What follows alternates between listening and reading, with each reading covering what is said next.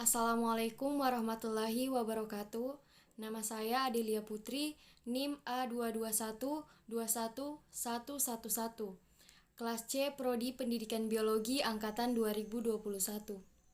Tugas video ini saya buat untuk memenuhi tugas awal percobaan pertama praktikum fisika dasar.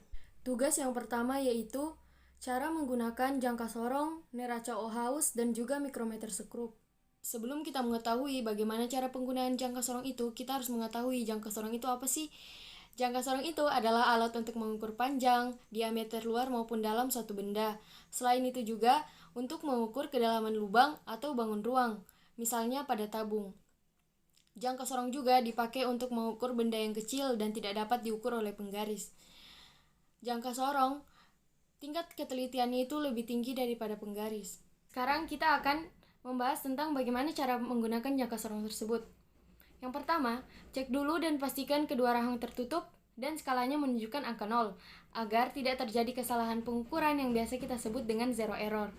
Yang kedua, kendurkan baut pengunci dan tarik rahang geser ke kanan, sampai benda yang ingin kita ukur itu bisa pas di tempat di antara dua rahang tersebut. Yang ketiga, letakkan benda yang akan diukur di antara dua rahang tersebut. Pastikan sudah benar-benar ditempatkan dengan baik. Yang keempat, tarik rahang geser ke kiri sampai mengapit benda yang akan diukur. Lalu putar baut pengunci sampai terdengar suara klik. Yang kelima yaitu baca dan hitung hasil pengukuran yang telah diperoleh. Selanjutnya kita akan membahas tentang bagaimana cara menggunakan neraca Ohaus. Sebelumnya, apa sih neraca Ohaus itu? Neraca Ohaus adalah alat untuk mengukur massa benda yang memiliki ketelitian tinggi. Sekarang, bagaimana menggunakan neraca? Yang pertama, putar sekrup yang berada di bagian atas piringan neraca ke kiri kanan ke kiri.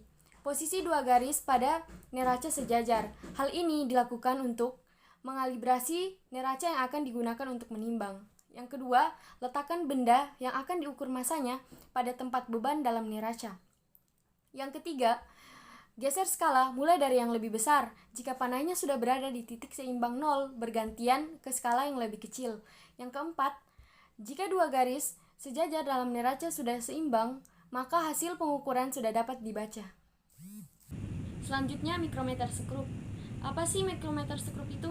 Mikrometer sekrup adalah alat untuk mengukur panjang atau ketebalan benda, kedalaman celah lubang, dan untuk mengukur diameter suatu lubang. Bagaimana cara menggunakan mikrometer sekrup? Yang pertama, pastikan pengunci dalam keadaan terbuka. Yang kedua, lakukan pengecekan apakah poros tetap dan poros geser bertemu skala, dan skala nonis utama menunjukkan angka 0. Yang ketiga, buka rahang dengan menggerakkan pemutar ke arah kiri, sampai benda atau koin dapat masuk ke dalam rahang. Yang keempat, letakkan benda di antara poros tetap dan poros geser, lalu tutup kembali rahang hingga tepat menjepit benda. Yang kelima, putarlah pengunci agar pemutar tidak dapat bergerak lagi dengan bunyi klik yang muncul. Setelah itu, kalian dapat membaca hasil dari pengukuran tersebut. Soal yang kedua yaitu kesalahan yang sering terjadi pada pengukuran dengan menggunakan alat ukur dasar. Jenis-jenis kesalahan ada 3. Kesalahan umum, kesalahan sistematis, dan juga kesalahan acak. Kesalahan umum yaitu kesalahan yang disebabkan oleh keterbatasan pada pengamatan saat melakukan pengukuran. Kesalahan sistematis yaitu kesalahan yang diperbuat karena kekeliruan dalam pengaturan alat. Sedangkan kesalahan acak yaitu kesalahan yang tidak dapat kita hindari. Soal nomor 3 yaitu jelaskan bagaimana cara menyatakan ketidakpastian pada sebuah pengukuran tunggal dan berulang. Pengukuran tunggal merupakan pengukuran yang hanya dilakukan sekali saja. Pada pengukuran tunggal, nilai yang dijadikan pengganti nilai benar adalah hasil pengukuran itu sendiri. Sedangkan hasil pengukuran diperoleh dari setengah nilai skala terkecil instrumen yang digunakan. Pengukuran berulang adalah pengukuran di mana untuk mendapatkan hasil satuan harus dilakukan beberapa kali pengukuran, karena di setiap kali pengukuran memperoleh hasil